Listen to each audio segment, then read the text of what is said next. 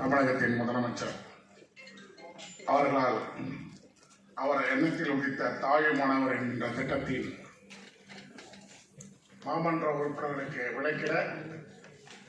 அமைந்துள்ள இந்த அருமையான நிகழ்ச்சிக்கு தலைமை தாங்கி நடத்தி கொண்டிருக்கின்ற நம்முடைய வடக்கொரிய மேயர் அன்புக்குரிய சகோதரி திருமதி பிரியா ராஜன் அவர்களே, எனக்கு முன்னால்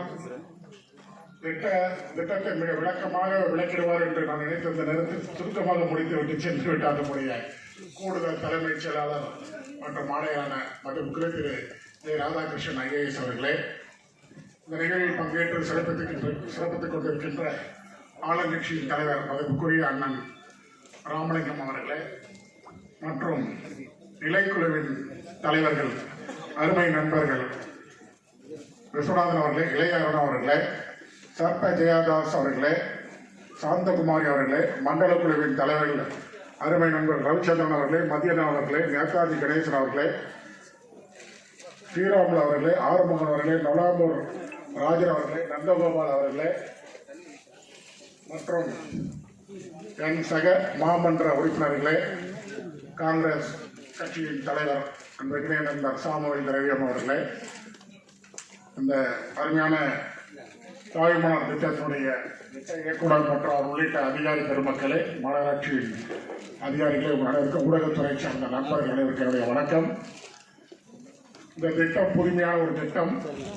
இந்த திட்டத்தின் பால் அனைத்து மக்களும் ஏழை எளிய சொல்லியிருக்காங்க,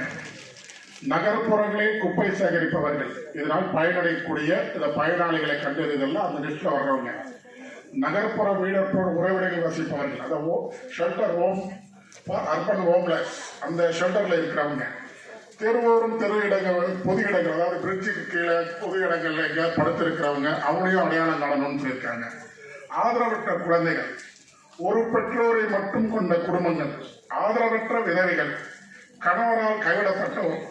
ஆதரவற்ற முதியோர்கள், பழங்குடியினர் மற்றும் நாடோடி பழங்குடியினர் அதாவது நரிக்குறவர்கள் மற்றும் கலை கூத்தாடிகள், முதிர் கன்னிகள், தீவிர நோயால் பாதிக்கப்பட்டவர்கள், திருநங்கைகள், மாற்றுத்திறனாளிகள், இவங்களெல்லாம் அடையாளம் கண்டு அவங்களுடைய தேவைகளை கண்டறிந்து அந்த தேவையை அரசின் திட்டங்கள் மூலியமா அவர்களுக்கு அதை பெற்றுத்தரதுதான் இந்த திட்டத்தினுடைய நோக்கம். அதுக்காக ஒரு கமிட்டி அமைக்கிறாங்க. அந்த கமிட்டியில மாமன்ற உறுப்பினர்களும் அதுல அங்கமா இருக்கிறாங்க. அவங்க தலைமையில தான் இந்த கமிட்டி அமைய போகுது. அதுக்காக அந்த திட்டம்